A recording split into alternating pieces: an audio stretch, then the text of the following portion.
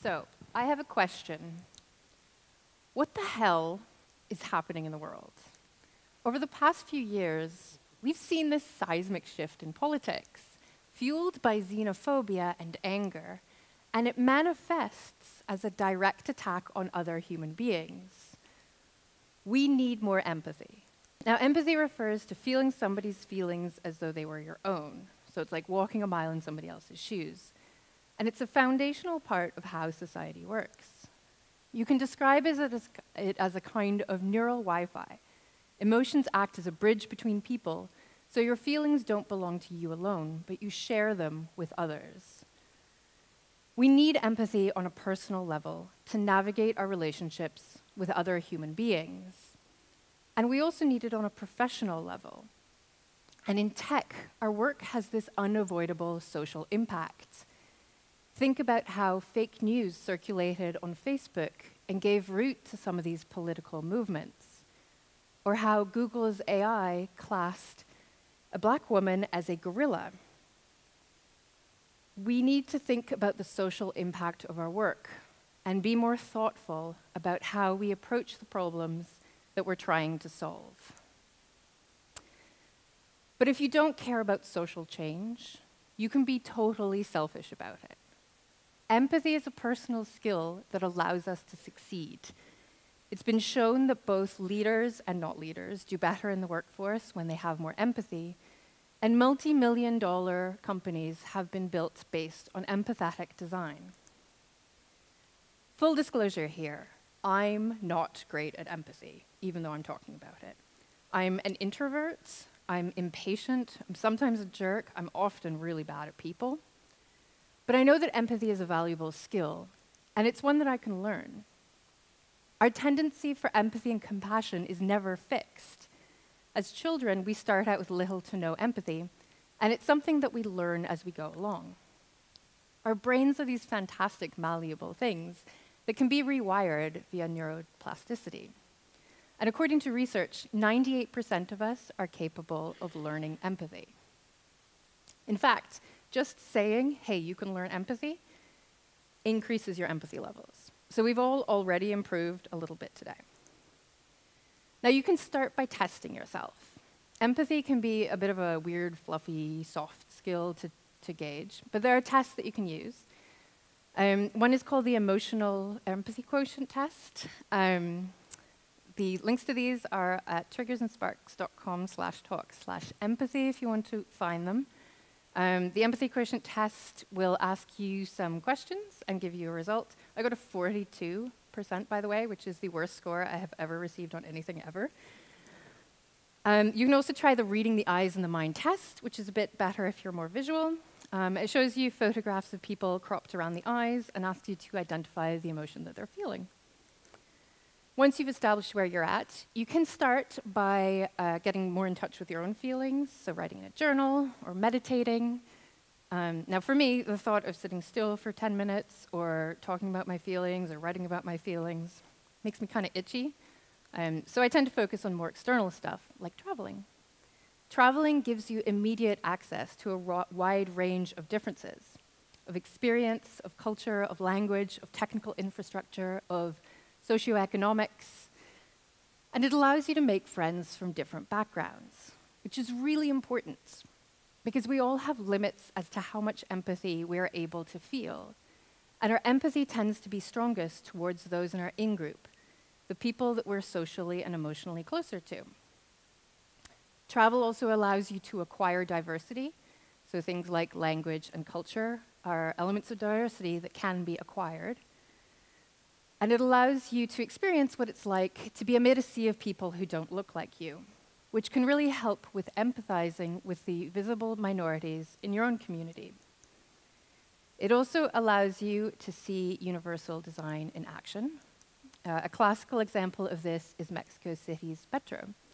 It was designed in the 60s when a large percentage of the population of the city was illiterate. And so it used colors and symbols to identify and work through the system. Now that most of the city is literate, these colors and symbols are still used, and they provide an additional layer of meaning to help tourists who may not speak Spanish navigate what can be a fairly complicated system. Travel is also a great opportunity to experience the internet over a poor connection. Most of us tend to build websites and things on fast computers with fast Wi-Fi connections. But that's not how most of the world experiences the internet. Most of the world has a mobile device that's probably out of date and a limited bandwidth. Some people have power supplies that are intermittent. Experiencing that and experiencing frustrations of using things on that is a great way to empathize with the users of your product and to start caring about things like performance. But you don't even need to leave your house. Research shows that reading, particularly reading literary fiction, which tends to be more character-driven than mass market fiction, goes a long way to increase empathy by allowing you to put yourself in the shoes of another. A study of elementary students found that those who read Harry Potter had an increased acceptance of marginalized groups. This year I've been experimenting a bit. I've only been reading fiction by people of color, which has actually been a really great experience. It's allowed me to empathize with an experience I wouldn't live necessarily, and it's made me more aware of my own privilege. Anything with a character-driven story that allows us to imagine ourselves as someone else will have this effect. So movies, games, books, something like VR has huge potential here.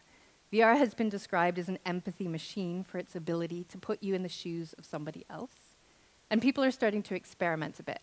The Guardian put out a VR piece called 6x9 that allows you to emulate the experience of solitary confinement in a prison. And there's a 6th grade teacher in Vermont who used VR to allow his students to better empathize with the refugee experience. You can also create an empathy prototype, which sounds fancy, but basically just means modifying your own experience in order to experience what somebody else does. And people have been doing this for ages, from St. Francis of Assisi to Patricia Moore, an industrial designer who wore an elderly suit for 2 years in the 70s in order to experience the problems of the aged. There's a great website called empathyprompts.net, I'm pretty sure, that has a series of really simple exercises, like holding a Sharpie in your mouth, to allow you to temporarily experience what somebody with impaired abilities may experience when they try to use your product. But above all, ask questions and be curious. For an introvert, this is a great shortcut to conversation because it's really easy to ask people questions and you don't need to invest too much of yourself. When you talk to people, focus fully on them, focus on their nonverbal cues, so facial expressions and things like that, and try radical listening, which is where you really focus on what somebody is saying rather than on trying to catch up with your own response. I think sometimes, as an introvert, you can be so focused on how uncomfortable you are, you don't necessarily notice that other people are just as uncomfortable. Now, it's worth noting empathy has its limitations. So a blind user can't open their eyes when they go home. We can never fully simulate their experience. And this is why it's really important that we have diverse teams as well, and we have as many different perspectives as possible that are informing us. Ultimately, approaching the world with empathy will make it a bit of a better place, and it'll make you more successful. So read and experiment and experience as much of the world as possible from as many different perspectives as possible. Thank you. Wow. Thank you very much. And you know, we've changed gears once again. This is staggering to sort of get my head around. I started off thinking I need to take one of these tests to find out where I am. Oh, it's really depressing to do. Okay. 42%, really? But then I started to wonder, is that the wrong idea? Is there a threshold where I should start doing exercises like this, or should everybody just be working on this? I think ultimately, and it's interesting because empathy has become sort of a buzzword of late, and people are definitely caring about it more, which is nice, because oftentimes soft skills get pushed aside as being less important. I think there are limits to be hit, and you can hear about those things in care workers and things, where there actually is a point where you sort of have to stop. I think if you're working in something like product development, there probably isn't a really intense limit, so long as it's not to the point where it's really impacting you on a personal level. I think we can always be more empathetic. And I say this as somebody who's always trying to be more empathetic. Is it safe to say that this would always add value to any kind of product design, development, UX sort of process? Yes, like absolutely. And there have been so many cases of just where people's, the problem is the word here is blind spot, and that's an inherently problematic term.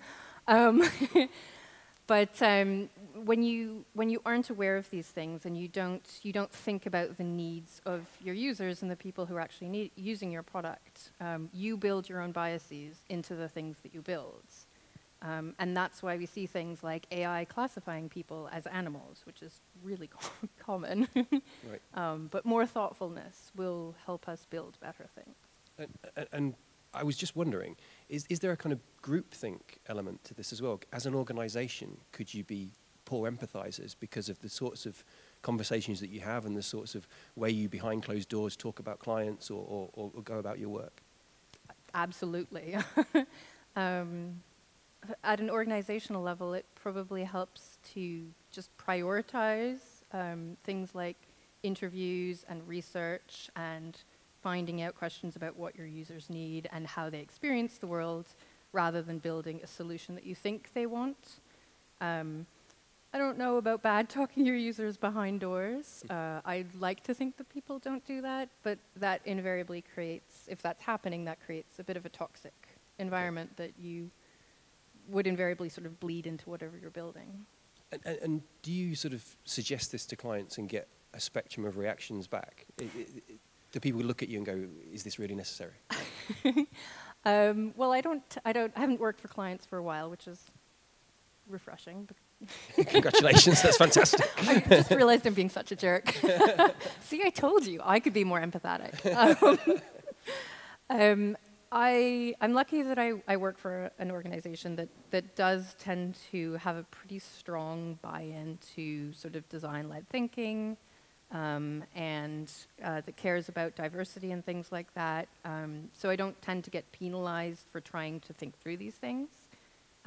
However, we have traditionally been pretty engineering-led. So getting to that point where you can say, okay, well, before we start building this, rather than just jumping into code, we need to interview users, and we need to figure out what their actual problems are, and we need to empathize with all of the things they're experiencing and where their frustrations lie with our product.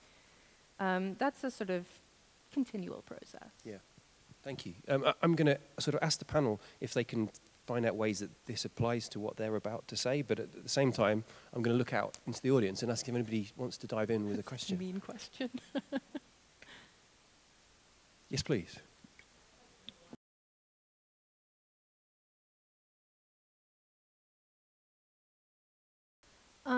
The book I've enjoyed most recently is called, so I've really been into particularly like post-colonialist African literature, which makes you really, really guilty to live in Britain, so be warned. One of my favorites is a book called Homegoing by, I want to say Ya, and I cannot properly remember her name, but it's really good. It's got an orange cover. And it's about sisters who were separated in Ghana, and it goes through like 7 generations. I would highly recommend it. I'm going to add one as well. Yeah. Parable of the Sower by Octavia Butler is That's kind of on my list. Yeah, kind of speculative future fiction. I think a lot. My previous job about the role of speculative fiction as a way to work out problems that are quite difficult for us to initially figure out. And science fiction has always been about the present; it's never been about the future. But speculative fiction, I think, is easier for people to understand because it's not about spaceships. It's about like all the oil in the world has run out, and now you have like money is meaningless, but actually you still have systemic problems of race and gender that will never go away. That kind of thing. Yeah. So. So Makes it very universal. that I've is a heard very good things. empathic exercise, isn't it? Speculating about the future and putting these new constraints on a future condition and then trying to stand in those shoes. Awesome. Thank you. I'm sure it's just going to take a while to process what you've just told us and work out, how to integrate it into what we do. But I'm sure we will. Thank you very much indeed. A round of applause, please.